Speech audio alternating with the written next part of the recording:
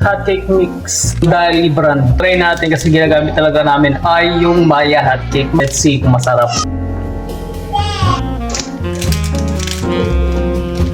Baka naman.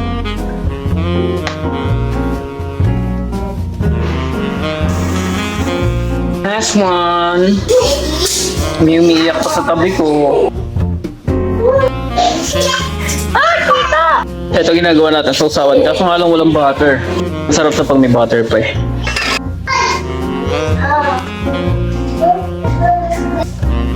Tinang natin kasi malalaki naman to eh. Sigo na.